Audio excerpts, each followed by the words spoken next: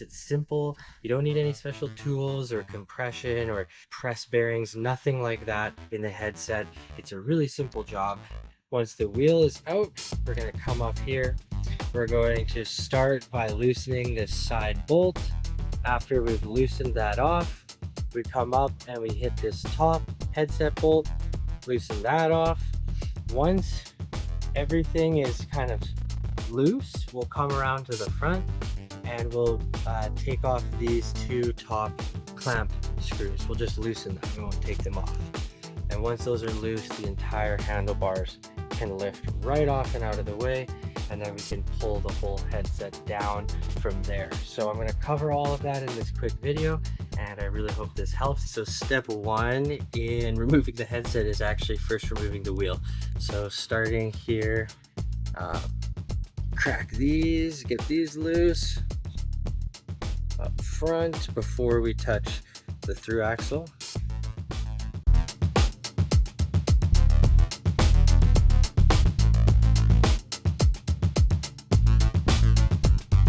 So with that wheel out of the way, just allows us to work on the bike a little bit lower, and it creates some space here beneath the fork for when we loosen up this headset and drop everything down. So just makes your life a little bit easier. Okay, so starting here on the side, mine's a Torx. Next, we can do this top bolt. Look, got these two headset clamp bolts. Now that everything is loose, everything should be good to slide out now from here. It made my life so much easier for working on the bike, just like $100 on Amazon. Okay, so we got the top cap out. I'm gonna put this in my tray, and stuff will go flying. So we're gonna move slow. I actually end up removing my brakes and everything. I'm gonna slowly loosen out now this headset and then kind of get some of this out of the way. So here comes the top spacer, second spacer. Okay, we got this, I think it's called the dust cap or something. And then you got your compression ring here. Compression ring. So now I'm gonna drop out my fork. From here, I kind of take my fork and I lean it up on the frame of the bike. I make my life easier, and I do remove, like I said, everything from the handlebars. Just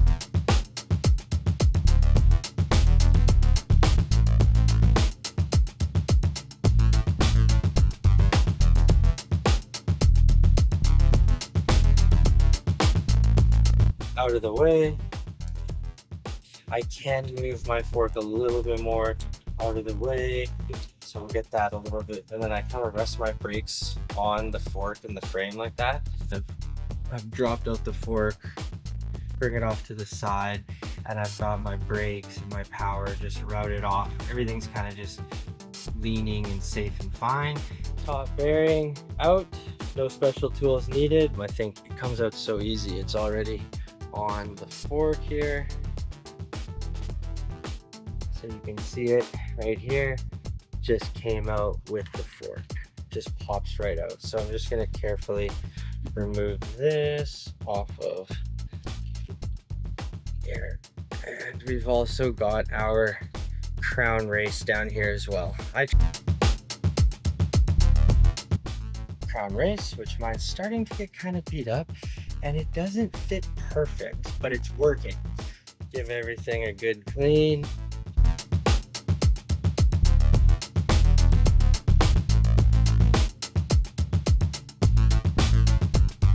But you want to make sure you have a nice clean surface here for your new bearings to seat.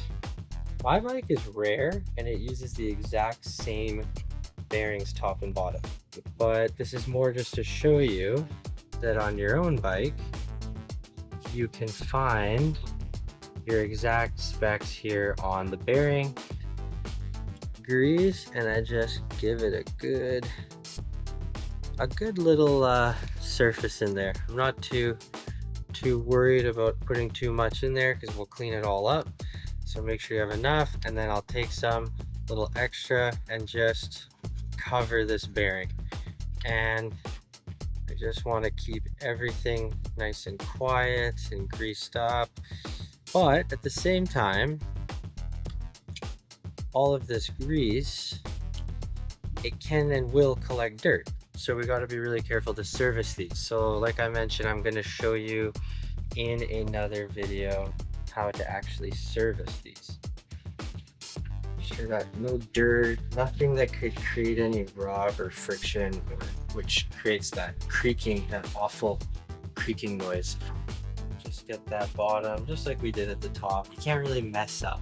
You're covering the surface where the bearing seats. So if you just wanted to cover the bearing like this, that would be fine too. I forgot to wipe all the stuff. I just kind of took it off. Just takes 2 seconds.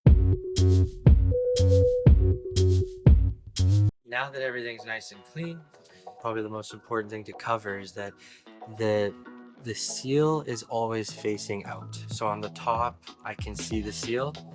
On the bottom, if I get really awkward, I place it in now so that again, when it's seated, I can see the seal.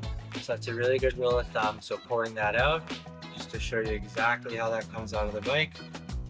Seal there, straight in, so that this chamfered or that 45-degree angle, whatever that's called, fits into the frame both on the bottom and on the top. So I don't need to overdo it. Hopefully that helps. Crown race. So just giving everything away because that crown race takes a beating. Now I'm going to pop that back on first. Exact opposite the order that we took everything off. Get a little fresh grease on this. There we go, on this bearing. Remember exactly how that fits. Pop that on. So that fits on your crown race. So with the crown race and the bearing on, we're good to go in, but you got to be mindful right now of your routing. So for me, I'm running dual crowns, so I got to make sure now that my brakes are in here, and this one would have got locked behind. So just be really mindful now, of your cable routing and where everything needs to run. So I just test now, okay, this can go up here. This can go up here. It's funny, but it's not like locked behind. This will come up, so we're good there.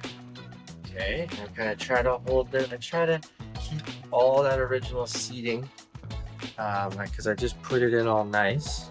So I try not to move it too much. From here, compression ring.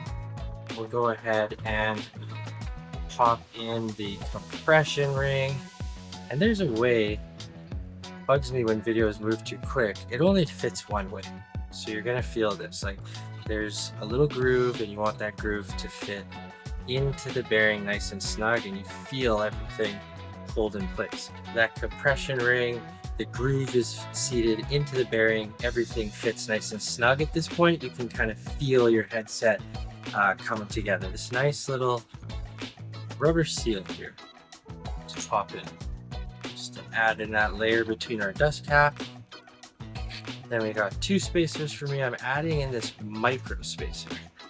Now we got the bars, and I like to bring everything. I hold the bottom really tight. I'm pushing up hard with my left hand, down with my right, to feel everything snug up. And what I do is I just go straight for the top screw just to help me out from a gravity perspective while I button everything. So I just get this snug like this, and then from here my left arm can kind of take a break.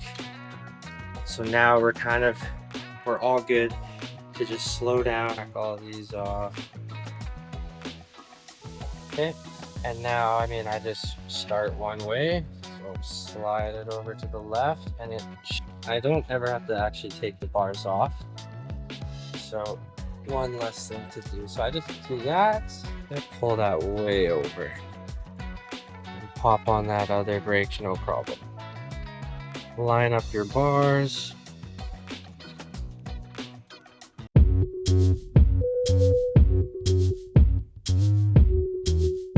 now from here, I really cinch it down. Cross pattern. And you saw me just lining up the hashes on the bars, of course. Okay. For left to right. Get those nice and tight.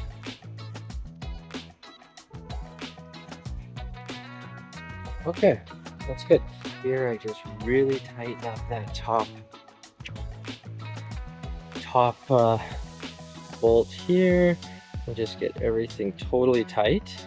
Now that the top is tight and it's cinched down top to bottom, we're gonna start tightening up the side.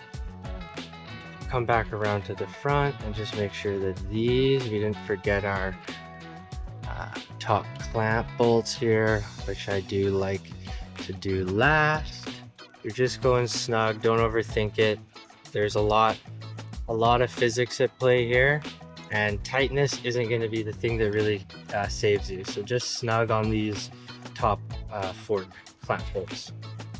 And that's it. We tightened up this nice and tight. Well, of course, we'll tighten up our hand brakes and get this all buttoned up.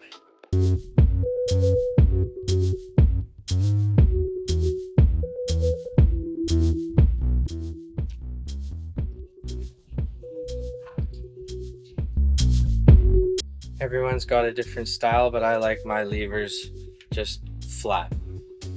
Okay, so we lifted the bike back up to a height that should be pretty close.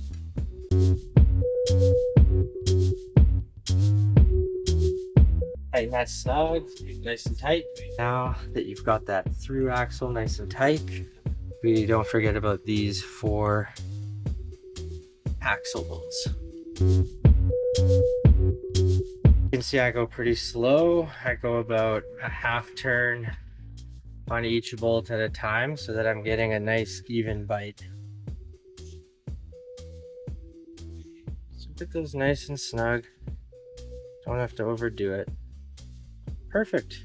Every time I touch the tire and you hear a little bit of rub, you want to adjust your brakes really easy, 2 bolts, just to make sure that everything's seated properly. So we back off these 2 bolts. There's just one down here on the bottom, one up here on top, so that your brake assembly has some play and it's loose. From here, give your wheel a good spin. And as I spin the wheel, I'm going to apply the front brake really, really tight. And I'm going to give it a good squeeze. And as I'm holding it down with my left hand, I'm just going to go ahead and tighten these 2 bolts, squeeze down the brakes very tight as I do this last little quarter, half turn, just to snug everything down. So that is perfect and quiet.